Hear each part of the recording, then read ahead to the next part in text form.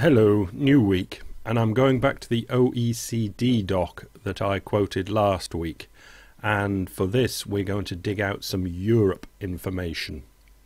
So, OECD, monetary transmission is not working in many countries. Now, monetary transition and the fact that it's not working is the excuse that Mario Draghi, the boss of the ECB, is using directly to justify the new idea of buying other countries' bonds, which is or was otherwise an illegal thing to do. But part of the ECB's things that it must do is ensure that monetary transition works all right. Now, the OECD have probably put this in on purpose. It was all part of the excuse for Draghi to go bond buying. Now, don't forget, it's not just bond buying just when he thinks about when he thinks it's a good idea. The country, should it be Spain or Italy, have got to go to Brussels and sign up for this sort of thing. They've got to sign up for oversight from the European Central people and probably the IMF, another troika, to come in and look at their books and tell them what to do. So it's not an absolute giveaway by the ECB, but as long as they sign up, and it looks like they're going to agree to whatever they're being told to do, the central bank then will buy their bonds and try and drive their interest rates down. Well, will in fact drive their interest rates down, because a central bank with unlimited money, with when they've said that they will do unlimited buying, will drive interest rates down, because they have the power. They have the power. Anyway, and then it runs into a lot of confusion about which bonds they're going to buy. But we're yet to see any of this put into motion. Right. So what we've got, monetary transmission is not working. So this was the excuse. Gold at top is Portugal, and we've got euro area cost of borrowing, interest rates in percent. And what we would think would be kind of normal is that different countries are having different interest rates when they're lending to their peoples in those countries. Like Portugal, if you happen to be in Portugal, you have to pay an interest rate of about 7%. France, 2.5%, and the others stretched out in between. Now, we think, because they're different European countries, that this is perfectly normal and natural, but it's being used as an excuse that monetary transmission is not working and the ECB can come in and save the day. Okay, let's move on to another OECD one. Bank deposits are contracting in some euro area countries. Now, this would be more of a panic for a central bank. Central bank, the lender of last resort. Now, a lender of last resort is to lend to banks where there's a bank run. For my mind, this the real thing of a lender of last resort is to buy government bonds, is not lender of last resort. That's a new made-up meme. Anyway, but you can imagine that there are bank runs in purple, green, red, and the top blue there. So Italy's not too bad, but Spain, Portugal, Ireland and Greece, since 2011, money has been coming out of bank accounts there. There are bank runs in those countries, and you can imagine that that is what gets a central bank very agitated, and that will be behind their real thinking for why they're going to come in and buy bonds. It's not so much the monetary transmission from the first slide. That's kind of, we expect different interest rates in different countries, although they're in the Eurozone. Okay. Another thing, slide 3, where the central bank will be very worried, is more capital is required across European banking system. indicative estimates of additional capital required over mid-2012 levels to bring core Tier 1 capital up to benchmark of only 5%, when it's got to eventually be brought up to 8%, and people like me think it should. There's no reason it shouldn't be 25%. Anyway, but you can see the really big chunky ones at the right there. France, Holland and Germany have to bring their Tier 1 capital, what looks like, up 10% to bring it to 5%. I would say that would making them technically insolvent, but I'm obviously not quite understanding this. But it's sufficient to show us that that's another reason that the central bank wants to come in and calm everything down, because not only are bank runs happening on the entire bank systems of entire countries, that there are other countries, actually strangely, where a lot of the accounts are running to, France and Germany and Holland, where their capital is nowhere near what it needs to be for the Basel 3, 4, 5 or whatever it might be, or at least what the central bank would want it to be. They want them to have more capital. And of course it will be rising with the deposits, but where you get a deposit, you also get the liability.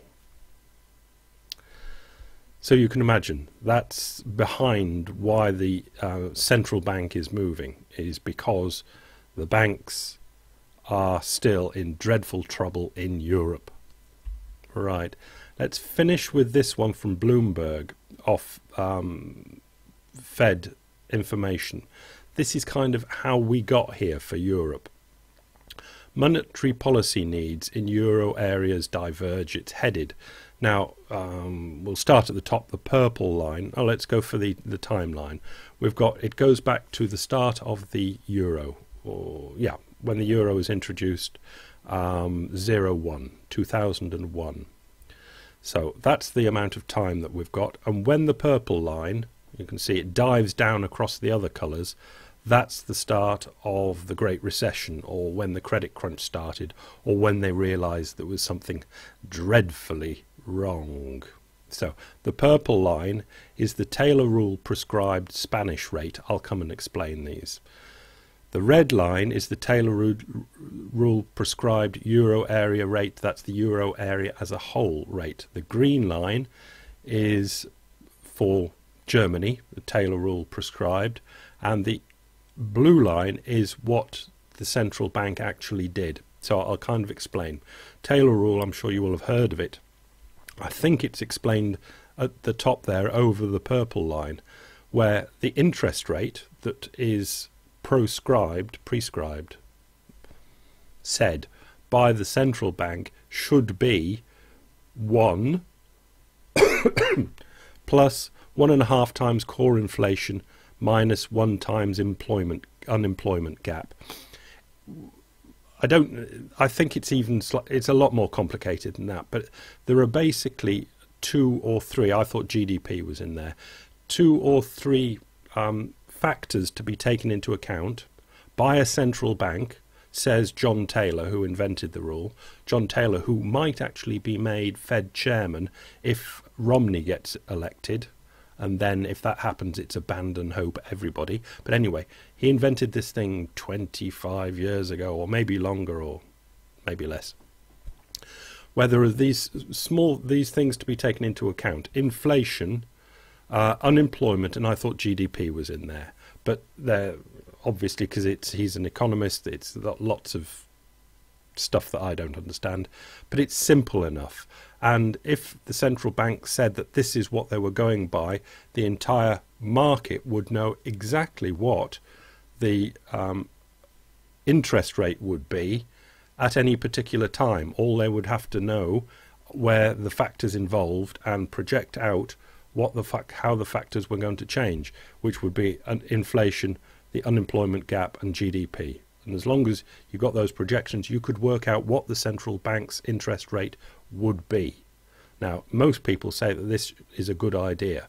And if you look at the US Taylor rule, basically it goes a lot below where it should have been. It was lower than it should have been at the end of Greenspan's time. Through the 2000s, it was lower. But if you take it back and back and back, it kind of runs where people say, yeah, that's a good idea. That's about where it should be.